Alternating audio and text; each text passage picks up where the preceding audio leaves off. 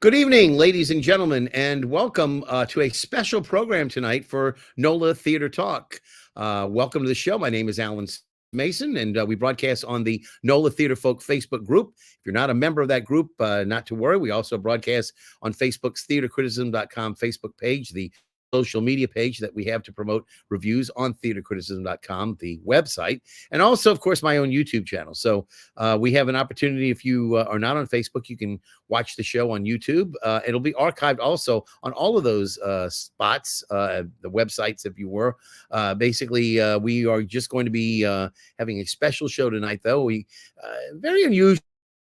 We normally talk only about theater, or we present productions, etc. We've done that in the past, but this is an unusual show because it's really a very New Orleans show, one that I'm very proud to say I know the person who was involved. For those of you who are watching the show and are not from New Orleans or have no idea, you'll learn a little bit, and we hope that you'll appreciate the impact that Leigh Harris, also known as Lil Queenie, had in her singing, in her persona, the way that she carried on, I guess, the grand tradition of New Orleans artist. And again, one of the first people to actually perform in a live club at one of the venues here, and we'll talk about that too. Her legacy, her tradition that she followed, and we have the right people tonight to talk about her, because we have not only her son, but also her widower, and we also have at least one musician who works side by side with her, and we hope to have a couple more people welcome to the show as it's the night. But again, we invite people, if they've got comments, to please go to streamyard.com/Facebook, and that will allow us to see who you are. If not, it's just going to show up as Facebook user. But again, we hope that those of you who knew Leigh or knew her as Little Queenie would appreciate what we're going to do tonight. We're doing this in advance of a special show at the George and Joyce Wein Jazz and Heritage Center that is part of the Jazz and Heritage Festival's outreach, if you will. It's the center that used to be the old Tharp Sonntire Laudame funeral home, and has now been converted into a performance venue. And again, I'd like, first of all, to thank very much for all that he's done to help us get the show on tonight. Rick Ledbetter, who of course is Leigh's widower, and Leigh was living with Rick in North when she did pass away in 2019. And prior to that, she lived in New Orleans up until 2005, when Katrina hit, and that was sort of the last time she was living in New Orleans on a regular basis. I think she ended up in North Carolina first, not too far from where you are, right? And then ended up moving closer to you. Of course, that you all have a history. You can explain a little bit about that. But we wanted to thank you first off, because you provided with a number of very, I would say, very important photographs, historical photographs, to people who have not seen some of these shots. Are very, very old. I remember them because I actually grew up with Leigh in a sense. But again, those people who only knew her maybe later in life, after she had Alex, got married and had a baby and then moved on from there, etc., may not have recognized her, because she was very young when she got started. And before we get too much involved, Alex, her son, is here as well, and I want to just acknowledge the fact that he's here as well. But before I bring Alex in, Rick, tell me a little bit first. When you first met Leigh, it was in New Orleans, was it not? No, it was where was it? It's a funny story. I was living in Hammond at the time, and I think a cousin had a wedding up in Independence, and I was having to play with this horn, rhythm, and blues band for the reception. So we're all packing up, and there's these three little girls standing off to the side going, "We missed our ride back to Hammond." And that was the sisters. I got you. So I drove them back to Hammond, and that's how I first met them. I'm getting a bit of feedback on your speakers somehow or other. Are you listening to speakers in any way, or? I have no having to do a Bluetooth. Okay. Can you possibly, if you've got any speakers, and put some headphones on if you got, or we can kind of wing it. Unfortunately, I hate to bring this point up, but I don't. Okay, then we'll ask you to speak less than we would like. Okay, you want me to speak softer? It's feedback. It's coming back. It's like a static that's coming in. That's okay. I always recommend people when they come on the show to put the earbuds on, and if you don't have the ability to do it, no, I'm getting Bluetooth transmission. So okay, there's no audio going on here. Is this from? Yeah, that's what's probably feeding back. So, yeah. Is there no way for you to turn off the Bluetooth? I guess because it'll turn off your hearing, huh? Completely. Correct. Yeah. Okay. Yeah. Okay. All right. Well, that's the way you work it. There's nothing we can do about that. Okay. So I'm gonna go ahead. What I'm gonna try to do is I'm gonna go ahead and put you on mute while I bring in Alex. Alex, again, the son of Leigh and Bruce McDonald. And first off, this is the first time I think we've seen each other since your dad passed as well as. I believe so. Yeah. Yeah. And I'm so sorry because I knew your dad very well when he and Leigh were first married and lived off on, I think, the Abity Street in Gentilly. And I was working at that time in radio at WYAT, a scant 5 or so blocks away. And we used to hang out. And we used to also, at that time, you were a newborn, and my wife, Sally, who also has passed away, unfortunately, died very young. But she had just had my son, David. So we used to, you two hung out. You didn't know it because you were infants at the time. But, the two babies would sometimes hang out with each other. So, again, I want to thank you for being here. Your mom was such a wonderful individual, not just such a great star performer, but, just really sweet person, wonderful heart. And, I'll eventually tell you my story about, how we met as well. But you probably already heard it. I think I might have told you. It's possible. Yeah. But if not, I was working in radio at WTUL doing the oldie show, and it probably was 1972 or so.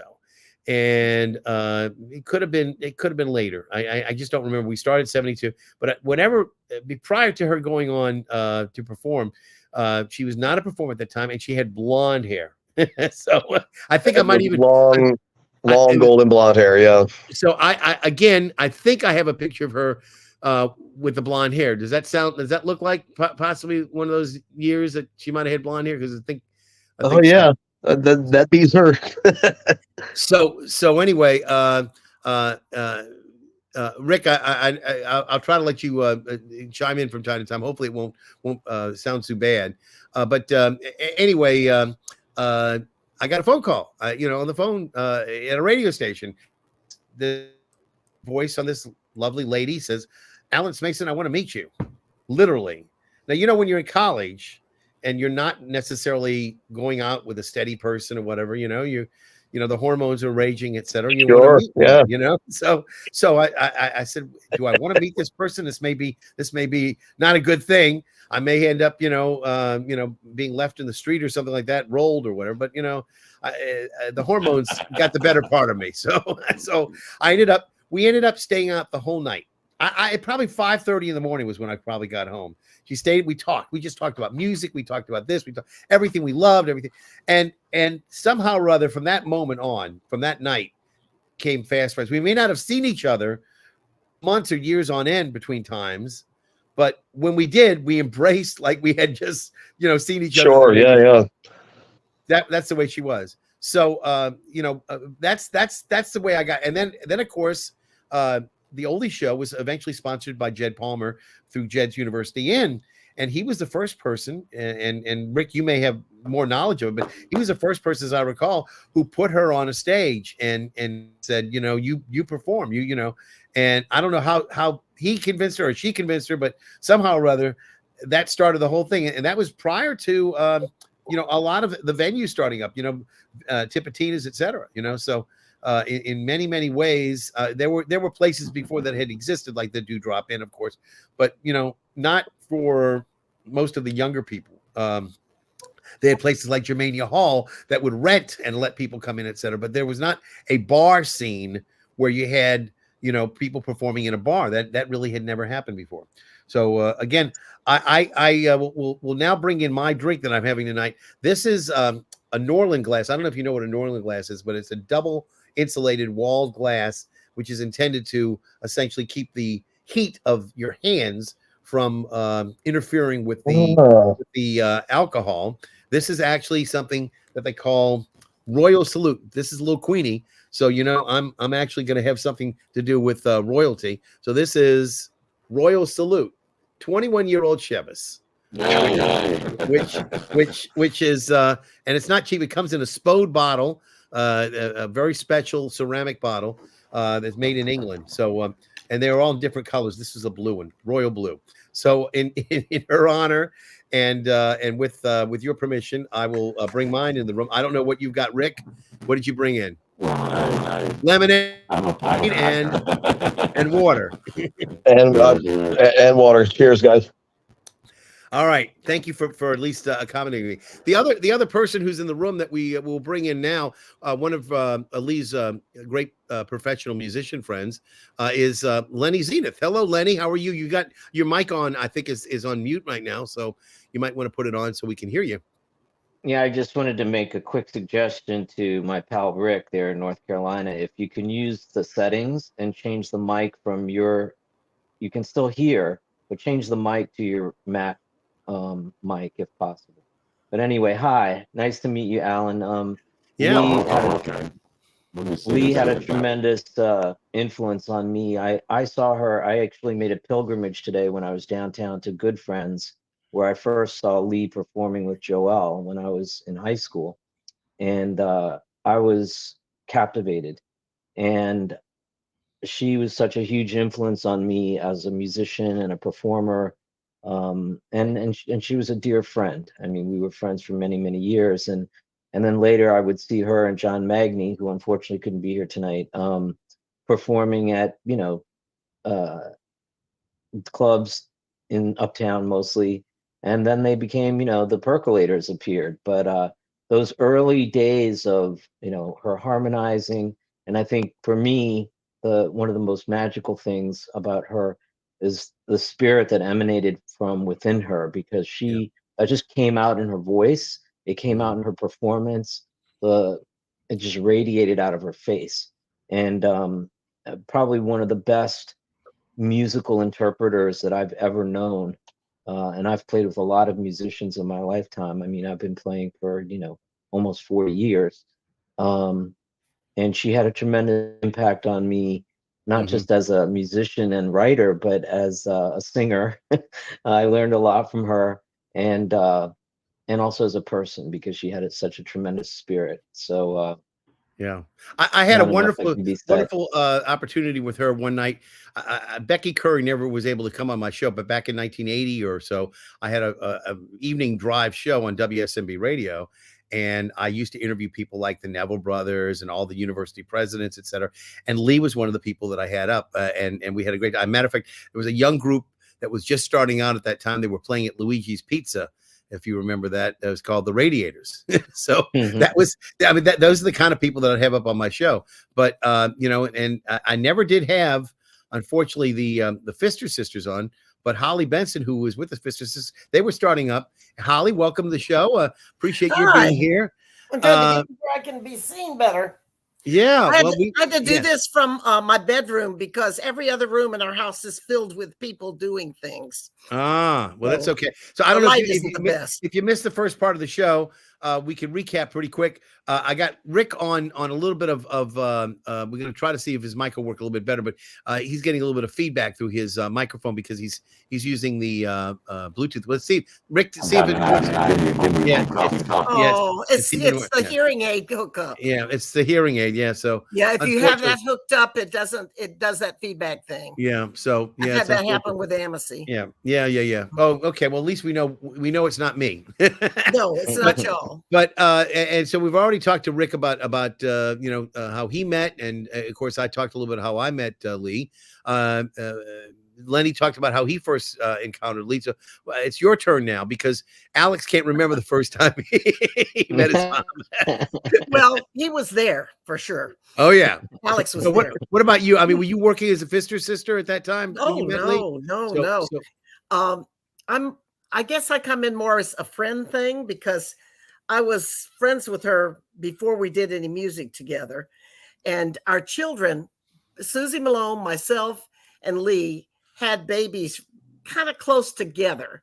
And we gave each other our baby showers, and we kind of met that way, raising kids. And that had to be the late, when were you born, Alex? 83. Okay, then I met her before you were born, because I'm trying to think of it now.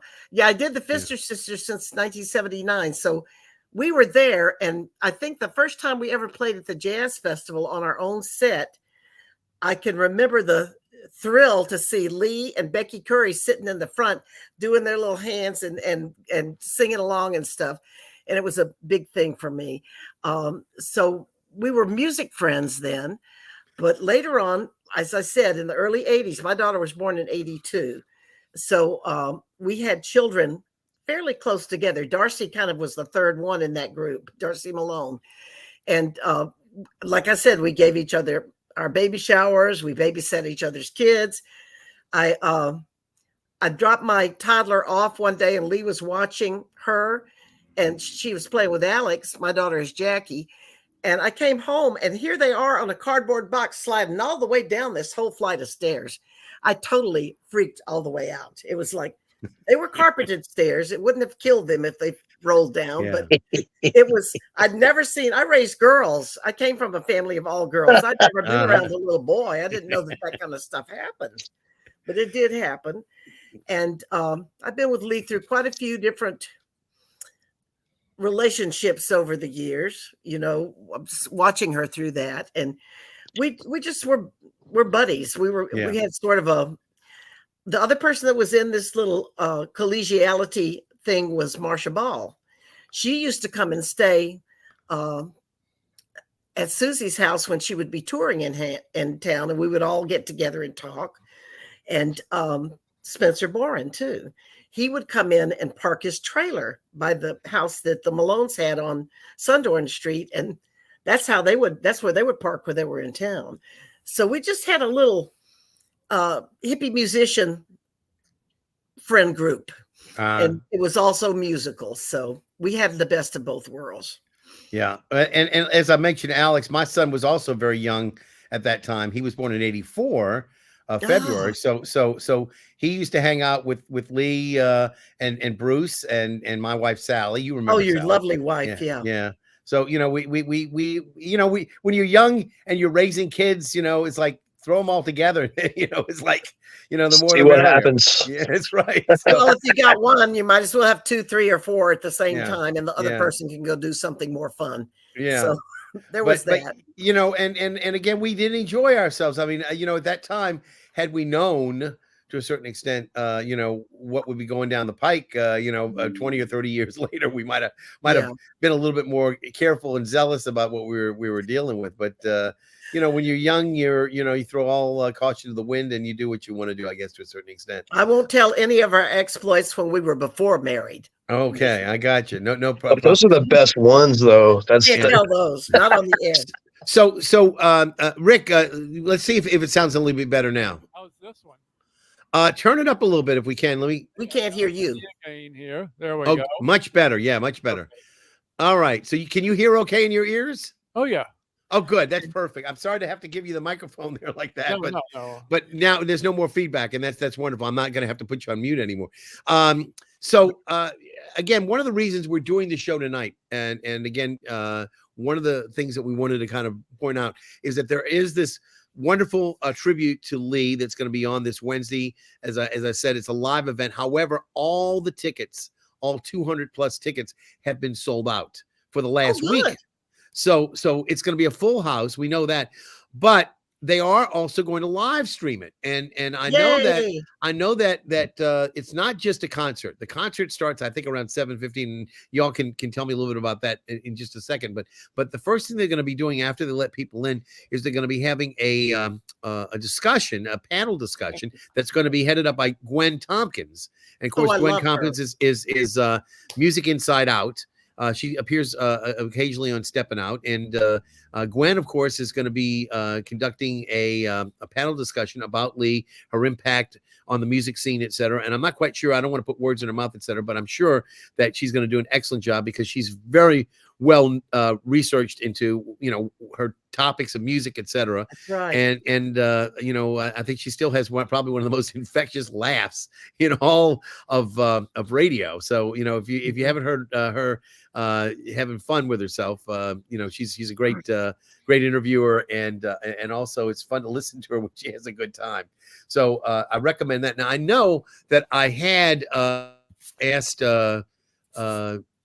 either Rick or Alex if they've got the set list or what they're going to be doing, because I had hoped that Johnny Magnan would be on the show with us tonight. We had also invited Jimmy Robinson, and I think a couple of other musicians. We mentioned Paul.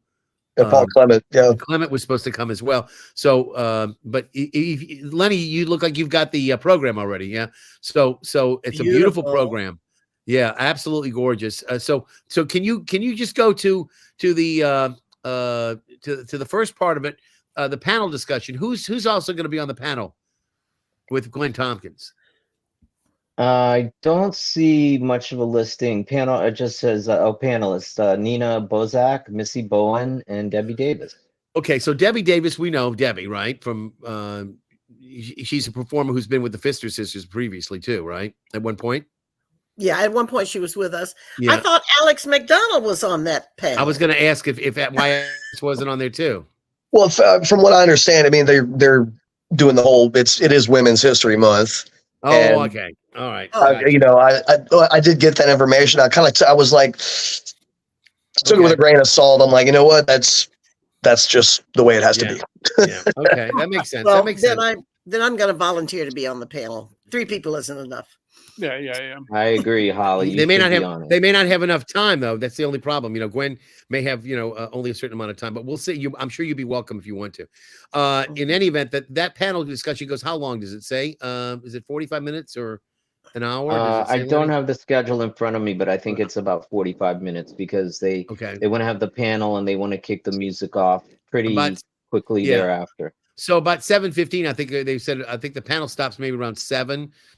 The panel starts around 6:15, goes till 7, and then the music kicks off around 7:15, and it's supposed to go till maybe 8 or 8:15. Is that about right? That's exactly right. It's only about a 45-minute step. Yeah, and then they'll have some kind of little refreshments or some kind of you know, a light snacks or whatever that they'll offer, and then they kick us out. They send us on our way. But everybody who has not got a ticket already, you have the ability to get the live stream. I'm assuming that they will be showing the panel discussion as well, right? I hope so. Yeah. I mean, it would make sense, you know. But because the last time they did the Susan Cowsill show that I saw for the Women's History Month, it was just a concert. They didn't have a panel discussion discussing the Cowsills or whatever, because they would not really have been a New Orleans centric kind of group. But Leigh was. Can you tell me, Rick, since you've been doing a lot of the caretaking of the archives, as it were, you've got a beautiful site called littlequeenie.com, and pictures. You've got videos. You've got, you know, a compendium of a lot of different information on her. So, and I guess in a sense you become her archivist. But can you tell me a little bit? I saw a picture of her performing on the website as a little girl, and she was in Texas. Is that correct? How far back do you mean, little girl? Like when she was like on a long hair, standing with a bunch of friends? Long hair, playing a guitar, and she was the winner of some sort of contest. Okay, there was, Alex, you probably know this, so correct me if I get off track. There was a TUL show, and that was a picture from that particular show. There is another photograph of her when she was in school, forgotten the academy, and they would put on a school play, and she wrote a song for it. And that was the newspaper clipping where it's just a profile of her. Am I right, Holly? I don't know. I wasn't here then. I was. Okay. I grew up. I did my high school time in California, so I wasn't around. Yeah. But I do know one theatrical production that Leigh was a part of, that I was a part of. Yeah. And Alan, I don't know if you saw this or not, but it was a review of Cole Porter's life called Cole. Oh, yeah. And we all killed ourselves auditioning for it because Alan Toussaint was the music director. We thought, well, this is the greatest opportunity ever. And so he worked with us all the time we were rehearsing. And then somehow, about a week or two before it was to open, he dropped out. And then we just were on our own. So we all sang Cole Porter songs. And I've really forgotten which one that she sang, but we all sang a bunch together. But everybody had a solo. Everybody had a specialty. And she was there. What a great story, Holly. I never heard it was a lot of people that were there. It was Toussaint was the music director. Maybe Paul, I can't think of his name. It was produced by a younger man, and just some killer singers were in it. Wanda Ruzan was in it. Kim Prevost was in it. Just tons of people. That David Tringali was in it. And one night, David Tringali was spinning Wanda Ruzan around like Fred and Ginger, and he dropped her. Oh, no. That was the funniest moment of the entire thing. That doesn't go over well at all. No. So this this is off the website.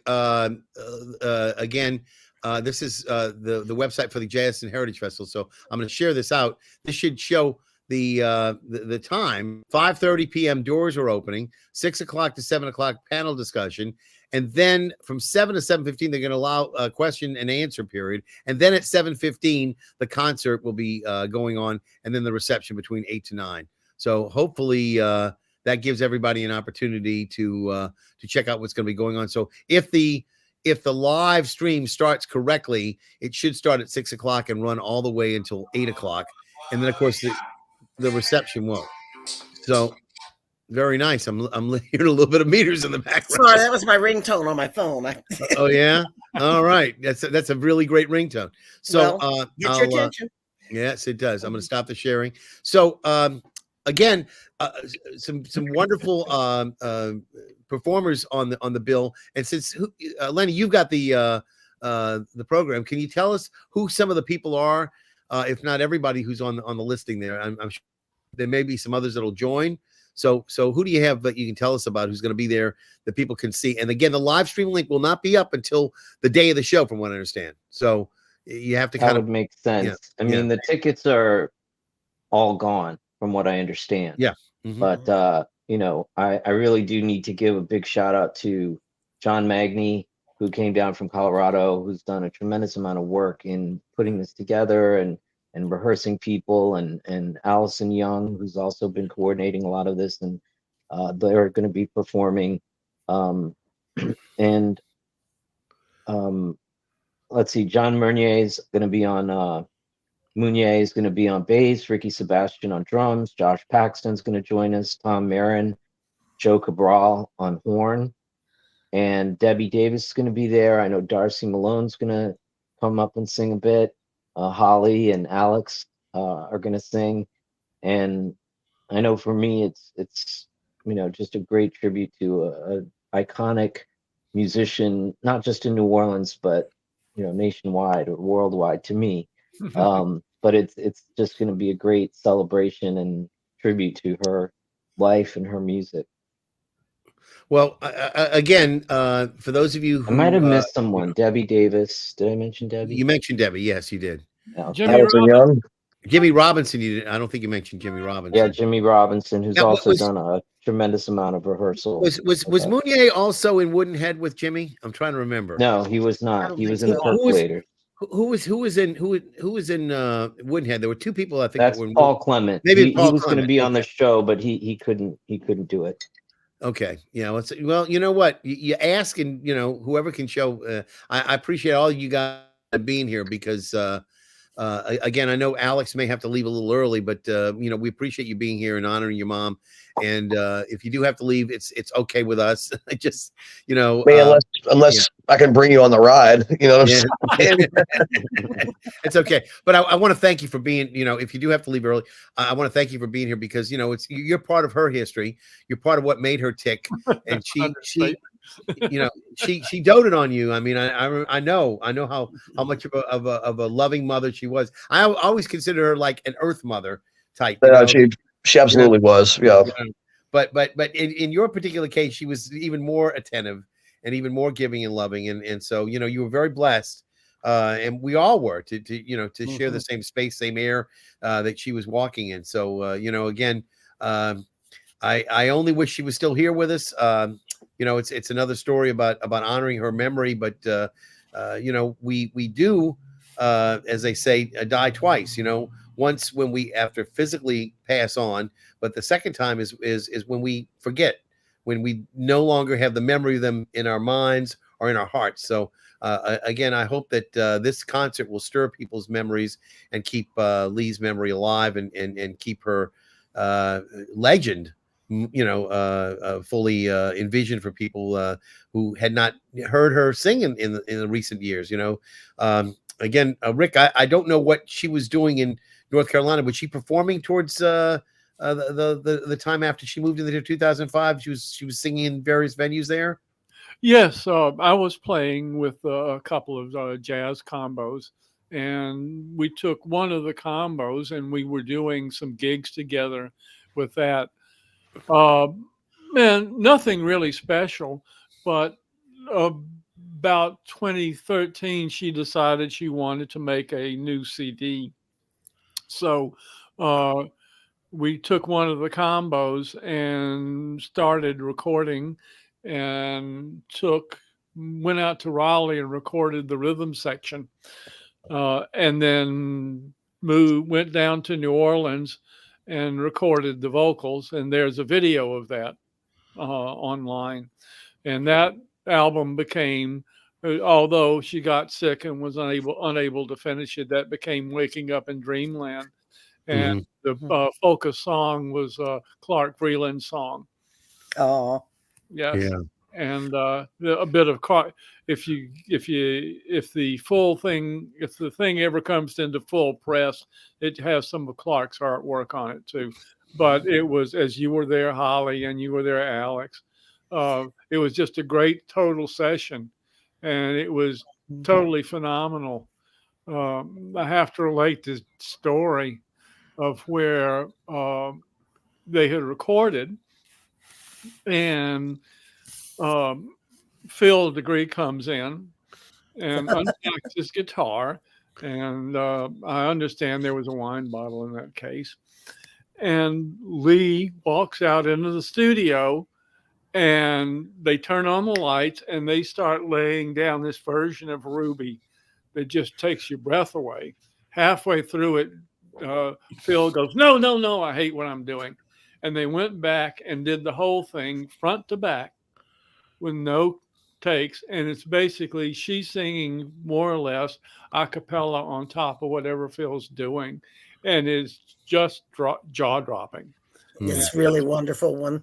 Yeah, that recording is really worth looking up on YouTube. And you know, Rick has done a tremendous job of, you know, cataloging and archiving this music. And I think what you were saying earlier, Alan, is how much she meant to the New Orleans music community, but also how much she influenced people. Yeah. I mean, if you think of others that came from, I mean, she influenced me, but people that came from out of state and who were in her orbit, who are now musicians and singers.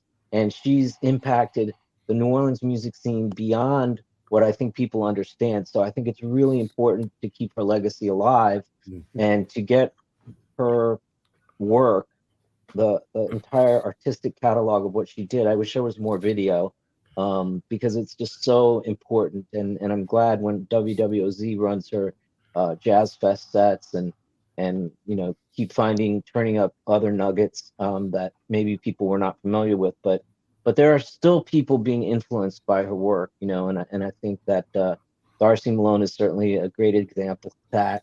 And you know, Allison and I sang with Leigh many times, but it was a huge impact, and especially, you know, the impact that the Percolators had on New Orleans, and then the legend of My Darling New Orleans, the song, Yeah. and some of the other songs that she wrote and sang about New Orleans. You know, If Ever I Cease to Love is to me the That's a wonderful one. version, Yeah. quintessential version of that song for the ending of Mardi Gras. I agree. Out of everything that's been ever recorded, and I did a bunch of searching, her is it. Yeah, Nobody you're else right. gets it, but she did. It should become canon. Is that on the website, by the way, Rick? Do you have that one? It's also on YouTube. Okay, so maybe we can listen to that before the show ends tonight. We 25 minutes or so to go. I'll try to see if I can find it. Yeah, it's a beautiful song. Go to her website, and then there's a right underneath the pictures. There's one that says music, and it links to her YouTube channel. And then once you scroll through, and there's a lot there. Once you scroll through it, there's a link to the video. I'll look it up. In the meantime, what I was leaning towards before, she was such a quintessential New Orleans artist. It's almost like when she was in North Carolina, she might have been thought of maybe as a representative and ambassador from New Orleans. Did she incorporate any of the North Carolina local music as well into her act towards the end there? Not really. She was more focused on, when she got up here, she wanted to do more jazz. And so most of the stuff we were doing was jazz. And we were using local artists. We had this phenomenal keyboard player, Leroy Plock, who was on the Dreamland recording. And I'll never forget when Leigh says, well, we're gonna do a little bit of Big Chief here. And Leroy goes, what? And then Leigh plays it. And then Leroy, the color drained out of Leroy's face. And it's like I said, Leroy, okay, you're going to have to learn how to play like this thing, you know. And she made an impact of bringing that.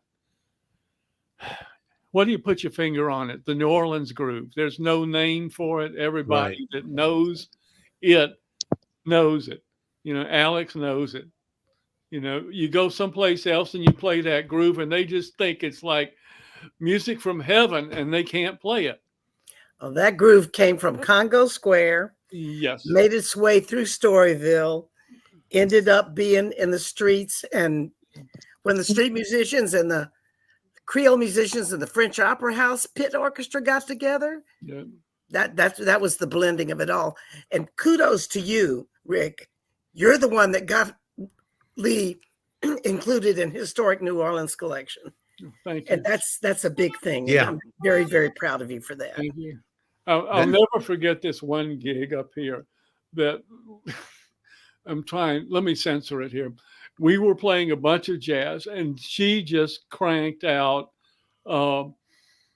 Cloudburst. And she's scatting at 320 beats per minute, and it's just a ripper of a tune. And then she followed up with a jazz tune, and the audience is just sitting there. She turns around and looks at me and goes, F it, I go. You know, and I start that bass part going, and the whole audience lit up. And she just dropped into that New Orleans thing, and it just, you know, tore everybody up. They woke up then, didn't they? Oh, they and boy, let them have it, you know. I wasn't able to find If Ever I Cease to Love, but I find one of my favorite pieces that Dr. John made popular, Make a Better World. Is this one going to get me in trouble if I play it? Is this one that we have permission to play, or is somebody going to come back and say you don't have permission to play this? Cease to Love is a public domain because originally, what, 1800 something bar song? Right. But I didn't see it on the YouTube. It's was on Monochrome Junction, I think. It's on the what? See ya, Alex. No. Y'all can come on a ride with me. It's okay. All right, Alex. Thank you for being here, Alex. All right. Well, no, We'll see you. Alan, All right. it's okay. I can drive and listen. It's okay. Okay. If you I'll put you on mute. I'll put you back in when you get a moment. All right. Yeah. Watch the potholes. I just put a link to it. I put a link to it in the chat. But if you just look up "If Ever I Cease to Love," Leigh Harris, there's the audio track, but then below it is a video that has like some nice old Mardi Gras footage and pictures of Leigh. Okay. All right. Because like I said, one of the problems I've got is that people like Sony Records, those lovely people, come in and they will they'll come in and claim that it's their proprietary stuff, and they won't give me permission to play it, and they'll take all of the video down, everything that we've got, the entire video. The good, like Rick pointed out, this song is part of the public domain because it's so old. It's really old. In terms of the publishing or the master rights, because I used to work in music publishing. Right. Those are solely owned by her estate. Okay. So. All right. So I think I found it. Let me see if I can share it out and let's go ahead and see if I can share this out for everybody. I hope that the music will work and that we hear it. That's the main thing. Is I also have to share the audio. So hopefully, yeah. Let's see if it works. Let's see what happens if we get it started. All right, here we go. That's it. Yeah, the audio is very quiet. Better. In a house, in a square, in a quadrant, in a street, in a lane, in the road. Turn to the left, on the right hand, you'll find there my true love's abode.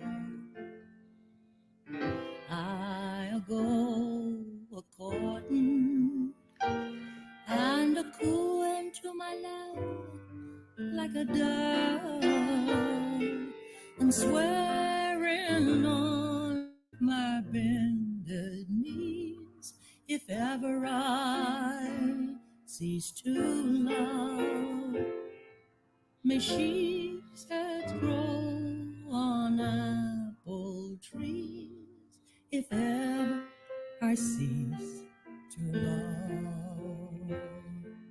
If ever I cease to love, if ever I cease to love, may the moon be turned to green cream cheese, if ever I cease to love.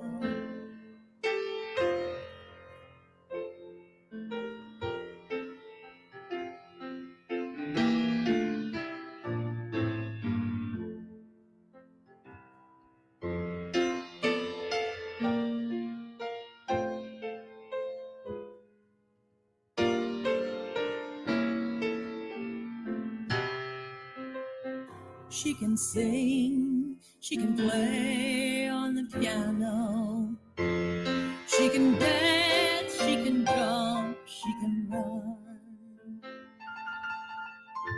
Ah, she's a wonderful girlie. She's all of them rolled into one. And I adore her beauty, like an angel dropped from above.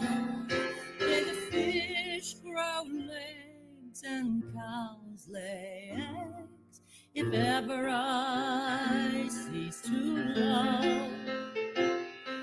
May the dogs all wag their tails in front, if ever I cease to love.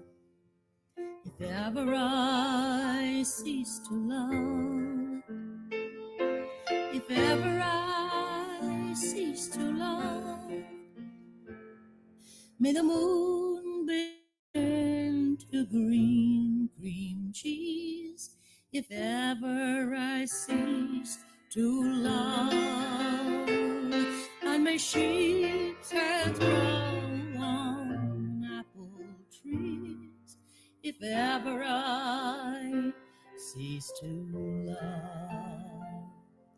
if ever I cease to love, if ever I cease to love, may we all turn into dogs and cats, if ever I cease.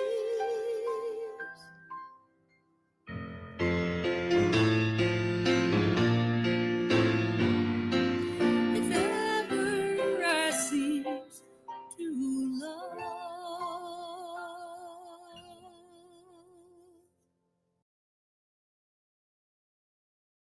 Wow. That's all I can say is wow. Okay. All right. Everybody's mics are back on now. So, Holly. Yeah, that's Amity yeah. Miller playing piano on that. Yeah. That's Yeah. pretty good. That's pretty darn good, I have to say. Just a duet. Yeah. And again, that's a little bit of the legacy that's left behind. You know, we we're honoring the memory of Leigh Harris, but there's so much more to her just than that. I mean, we mentioned My Darling New Orleans. I know that was probably the song that most identified her, early in her career. It was one of the unfortunate things I lost at Hurricane Katrina. I had a personally signed EP, I guess it was that they put out, which had that on it, and I think I had Magnie's signature and hers as well on the album, and it was one of my favorites, and I used to play it all the time. And I'm glad a few years ago they put out, I want to say maybe about 15 years ago, they put out a sort of like a quintessential New Orleans 4 CD set.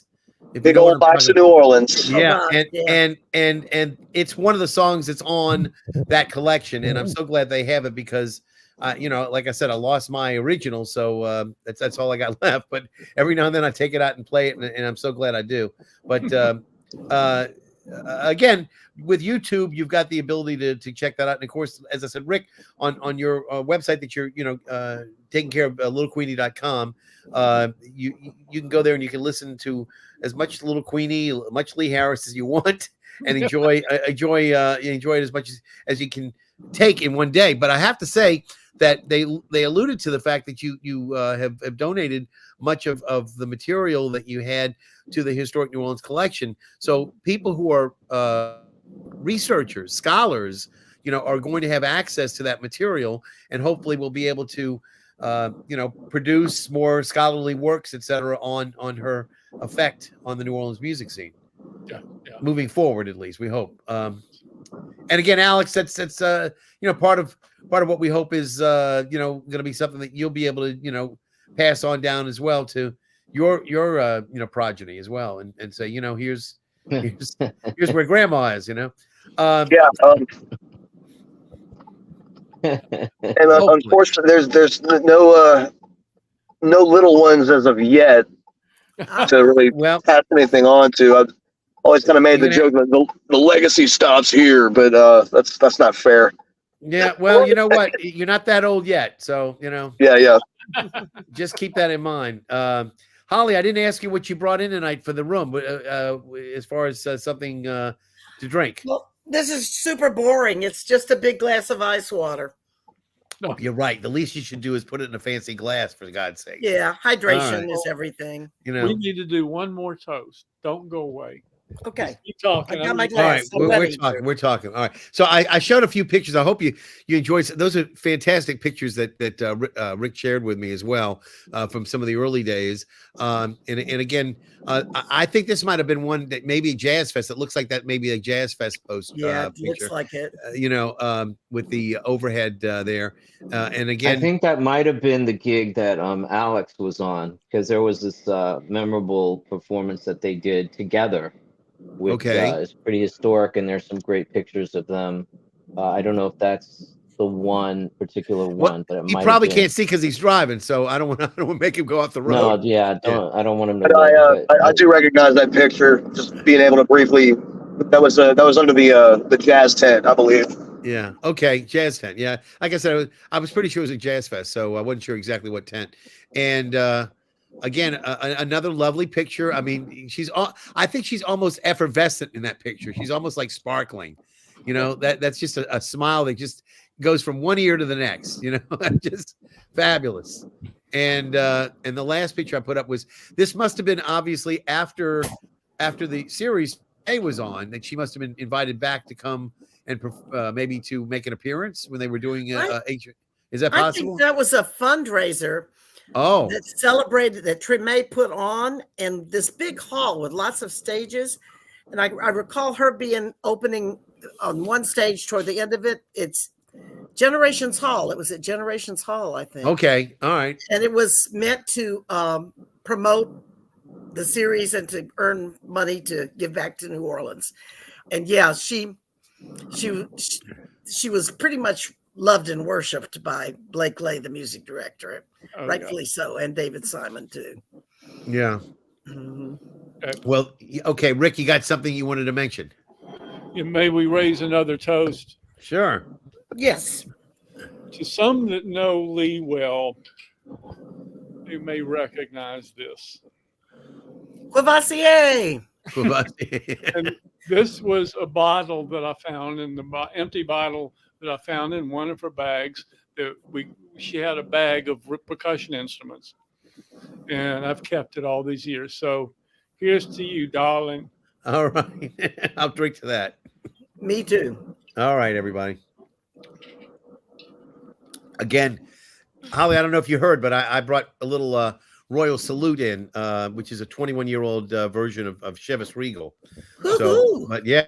So it said I have it in a Norland glass, which is a special glass. Do you have your little bottle sipping. over there? Anyway, my husband is in the bedroom, and he has a handy little bottle of scotch. Hang on. Oh, okay. Very nice. Okay. All right. Very good. Make another toast, and we all get drunk here. Well, at least we get scotch in us. Yeah. Well, Salute. it doesn't really matter. You know, truly, I know at times I remember Leigh tended to favor Southern Comfort at one point. I can't stand Southern Comfort. It's too sweet for me. But Janis Joplin likes Southern Comfort. I just, you know, apparently the great blues singers seem to enjoy that particular brand. Not me. Before we end, because we're getting towards the end, I wanted to share a piece that I did. You know, every now and then I wax, and I actually got very emotional, and I wrote a piece in her honor, and I don't know if anybody's ever seen it on my blog or whatever. It's on my private blog, but I wanted to go ahead, and if it's okay with you, I wanted to read it, and I'm just going to let you all listen to it, and you can make comments on whether or not you like it or don't later. But I want to go ahead and share it out, and go ahead and present it right now. So just bear with me. I'm gonna share it out, and I'll hopefully be able to see if I can find it here. Just 1 second. I should, for some reason. Oh, I think it's here. Okay, yeah. Okay, just 1 second, and just go ahead and read it as I got it. Okay. All right, everybody. That's a nice picture from the Winston-Salem Journal. Yeah. It's called For Leigh. You were just a kid when we met. I wore my hair high and wide, and you were still a blonde and not yet a bride. Our love of music sealed the deal. You just had to sing out loud. I knew what I liked to play, and you made me proud. The blues you found in your soul would flow out from your heart, and mine would quicken its pace whenever you would start. You sang on tabletops. You sang on a makeshift stage. The crowds would gather for you. Your name became the rage. Through the times we lived, we suffered great loss. You through division and my loss. But the progeny you had meant love would survive. The redheaded mama in her joy was alive. You practiced your art and drew crowds late at night. You slept through the day, dozed dazed to sight. But there was glassy truth in your voice of purple hue. You reigned o'er the land, and then they crowned you. When the waters rose high, you were chased far away. Another blue called out, and there you would stay. So the queen was in exile, and her sullen people mad. The times were brown dead, interminably sad. When the dipsy pain raged on, you fought it with pride. You gave us the truth. You never had lied. When out in the hemlock you floated into mist, into the ether of the heavens with love you were kissed. I miss you, my darling, your haughty hands, your smile. We are destined to reunite. Just wait a while. Aw, Nice. That's beautiful. love it. So anyway, Love it. That's so sweet. Nice. so Nice. there you Nice. go. So, you know, as I say, I mean, I really felt you know, a kinsmanship with Leigh. You know, I mean, it was a very profound relationship that we had. And again, I know everybody here in this show tonight is experiencing the loss. Some obviously, you know, much more personal than me, but you know, it still is in the depths of my soul. And I'm sure that when we reunite on Wednesday in person, and when people get to see this live stream on Wednesday night, it'll maybe re-engage us and bring us back to where her music was, and you know, it was a purity in her essence. So you know, I'm gonna sort of close things out. I want you all to just have some last few comments, and again, since Lenny didn't have much of an opportunity to talk too much, I'm gonna let you go first, have Holly, and then have Rick and Alex finish up. So you go ahead, Lenny. Just you need to put your mic on because it's on mute right now. Okay. Yeah, I just want to acknowledge what a tremendous gift, like you said, that we shared space with her during our time on this plane, and what a generous spirit she had, not just towards everyone, but towards musicians. You know, she was giving, she was encouraging, she was accepting. She would jump in on a gig or ask you to come and sit in with her. She really, really was a mentor and a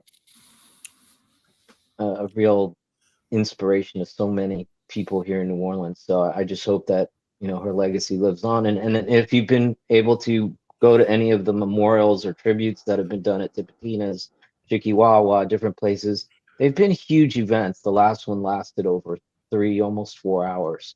And it's just a tribute to her legacy and how much people adored her and the life that she brought to this city with her energy. Thank you, Lenny. Holly?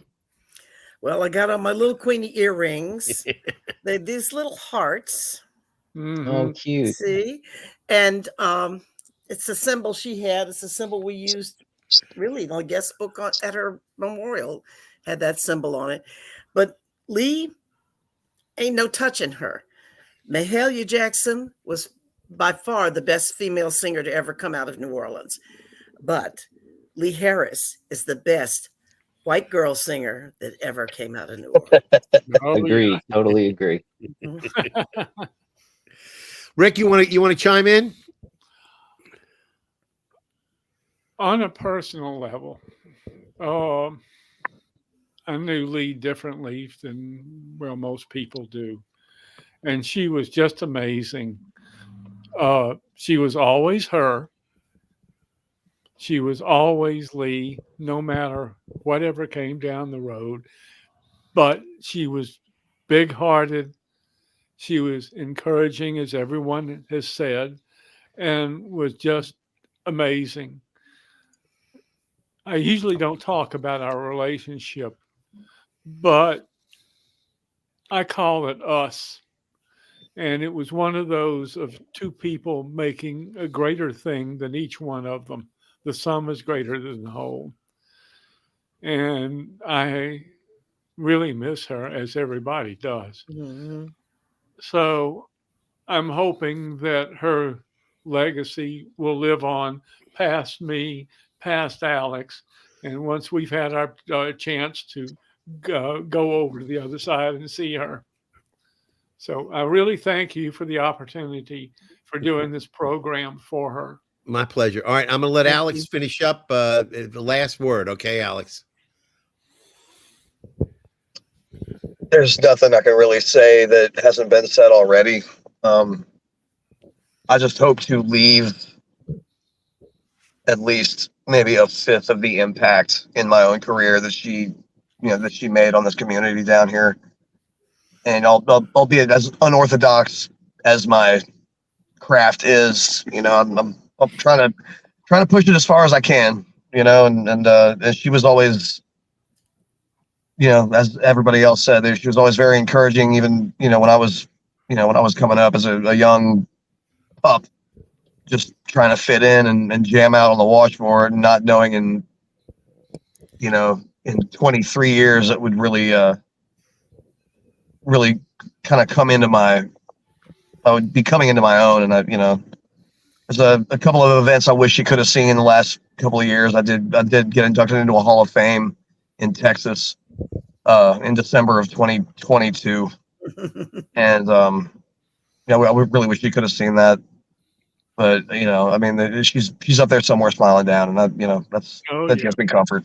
And Okay. Well, I appreciate all of y'all being here tonight.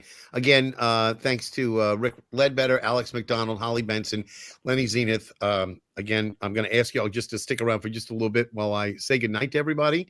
So as I bring everybody into the backstage area, I'm going to thank you being here. Above everything else, she was completely loved by everybody and all those that she touched. So again, those of you going to check out the live stream Wednesday, you'll be able to see it all for yourself, coming from the George and Joyce Wein Jazz and Heritage Center. And again, I want to just acknowledge all those people who were checking out the show tonight. Lenny, thank you for your comments. Again, this is Alan Smason. This is NOLA Theater Talk. A little different show tonight. We're broadcast on the NOLA Theater Folk Facebook group, the theatercriticism.com Facebook page, and my own YouTube channel. And again, I want to thank everybody for being here. I'll see you at the George and Joyce Wein Center on Wednesday. And other than that, I will see you at the theater.